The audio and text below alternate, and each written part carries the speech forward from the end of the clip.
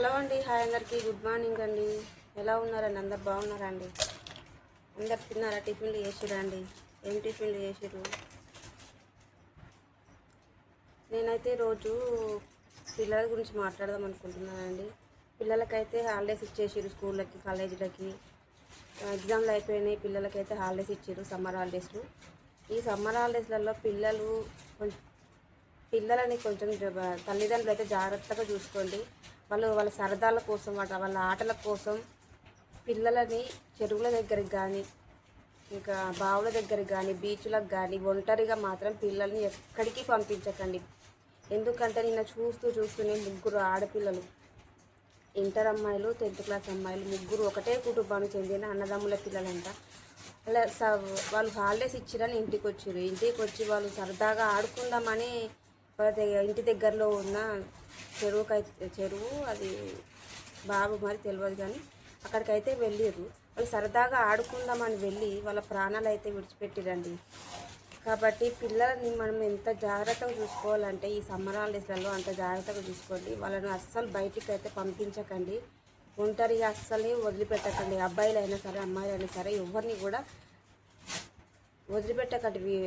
ఎవరో ఒకరు మాత్రం పిల్లలు వెంబడి మాత్రం కంపల్సరిగా ఉండాలి. ఎందుకంటే వాళ్ళు ఏం కాదులే, ఆడుకుంటాం కదా సరదా కానీ వాళ్ళు వెళ్తారు. కానీ చెప్పే ఆపద ఏదో మనకు చెప్పి రాదు. కాబట్టి మనం ముందు జాగ్రత్తతోనే వాళ్ళని కొంచెం భయంలో ఉంచాలండి. పిల్లల్ని వాళ్ళకి ఏదైనా సరే ఇంట్లోనే ఆడుకోమని చెప్పండి, ఇంట్లోనే ఉంచండి. ఎండలకు పంపించకండి ప్లీజ్. పిల్లల దగ్గర మాత్రం ఎవరో ఒక ఖచ్చితంగా ఉండాలి. వాళ్ళని చూస్తూ ఉండాలి. మనం ఇంట్లో ఏ పని చేసుకున్నా సరే, ఇంట్లో ఏ పనిలో ఉన్నా సరే, మనం ఒక కన్ను మాత్రం మన పిల్లల మీద వేసే ఉంచాలి. నేను చూస్తూనే ముగ్గురు ప్రాణాలు, ఆడపిల్లల ప్రాణాలు మనం చూస్తుంటేనే గాల్లో కలిసిపోయినాయండి. వాళ్ళు సరదాగా ఆడుకుందామని వెళ్ళిర్రు, కానీ ముగ్గురు అన్నదమ్ముల పిల్లలు అంటే ఇప్పుడు వాళ్ళ కుటుంబాలకి ఇప్పుడు ఎంతని బాధ చెప్పండి. ఎవరు తెచ్చిస్తారు వాళ్ళని చెప్పండి. సరదాగా హాలిడేస్ వచ్చినాయని ఇంటికి వచ్చారు. వాళ్ళ తల్లిదండ్రులతో సంతోషంగా గడపాలని, కానీ ఇట్లా జరుగుతుందని వాళ్ళు కూడా ఊహించలేరు. కానీ కొంచెం జాగ్రత్తగా ఉండాలి కదా. ఎప్పుడు కూడా పిల్లలు వెంబడి తల్లి కానీ తండ్రి కానీ ఎవరో ఒకరు ఉండి వాళ్ళని కనిపెట్టుకొని వాళ్ళని చూస్తూ ఉండాలి. వాళ్ళని ఈ సమ్మర్ హాలిడేస్లలో పిల్లల్ని ఎక్కడికి ఒంటరిగా పంపించకండి. బావుల దగ్గరికి కానీ, చెరువులకు కానీ, బీచ్లకు కానీ పంపించకండి. అసలుకి ఇంట్లోనే ఉంచండి. ఇంట్లోనే ఉంచి వాళ్ళకి ఇష్టమైన వంటకాలు చేసి పెట్టండి. వాళ్ళకి ఇష్టమైన సినిమాలు చూడమని చెప్పండి ఇంట్లోనే. కానీ బయటికి మాత్రం పంపించకండి. అమ్మాయిలైనా సరే, అబ్బాయిలైనా సరే.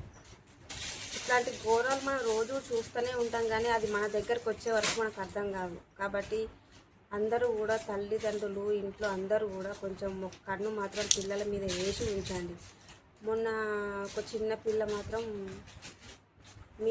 వాళ్ళు పైన ఉంటారేమో, వాళ్ళు బిల్డింగ్ మీద ఆడుకుంటూ వచ్చి కింద పడిపోయింది.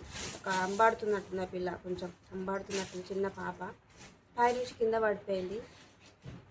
అట్లా మనము ఇంత కష్టపడి పని చేస్తున్నామంటే, పొద్దంతా ఇంత కష్టపడి మనం పని చేస్తున్నామంటే వాళ్ళ పిల్లల కోసమే. కాబట్టి మన పిల్లల్ని కొంచెం జాగ్రత్తగా చూసుకోవాలి. వాళ్ళకు ఊహ వచ్చి, వాళ్ళకు తెలిసి, వాళ్ళ ఊహను ఇది చెయ్యాలి, ఇది చెయ్యొద్దు అని తెలిసే వరకు కూడా మనం కొంచెం వాళ్ళని కనిపెట్టుకొని ఉండాలి. చిన్న పిల్లలండి, చిన్న పిల్లల్ని మనం ఎంత కంటికి రెప్పలా కాపాడుకోవాలి. ఆ చిన్న పిల్ల పైనుంచి కింద పడితే అసలు వీడియో చూసినప్పుడు నాకే అసలు ఏడుపు వచ్చింది. కానీ ఆ పిల్లకి ఏం కావద్దని అయితే కోరుకుంటున్నా దేవుడిని. అసలు ఎట్లుందో కూడా నాకు కూడా తెలియదు. కింద పడిపోయింది మాత్రమే చూపించారు, కానీ ఎట్లా ఉందో మరి చెప్పలేదు.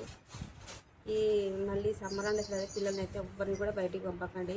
ఒంటరిగా అయితే ఆడపిల్లలైనా సరే, మగపిల్లలైనా సరే ఎవరిని కూడా పంపించకండి బయటికి. ఇంట్లోనే ఉంచి ఇంట్లోనే జాగ్రత్తగా చూసుకునేటట్టు చూసుకోండి. కొంచెం ఎవరో ఒకరు మాత్రం పిల్లల దగ్గర కంపల్సరిగా ఉండాలి.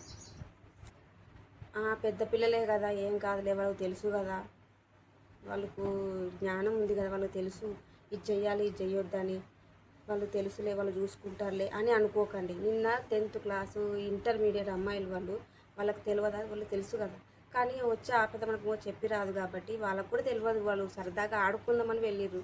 ఇట్లా జరుగుతుందని వాళ్ళు కూడా ఊహించలేరు. 4 వెళ్ళిర్రు అంట. అక్కడికి 3 అమ్మాయిలు అయితే చూస్తుంటేనే ప్రాణాలు వదిలిపోయినాయండి. వాళ్ళ ఈ పాప నీటిలో కలిసిపోయినాయి. ఒక అమ్మాయి ఒడ్డు మీద ఉండి మొత్తుకుంటుంది, అక్క అక్క అక్క అని రాధ అని.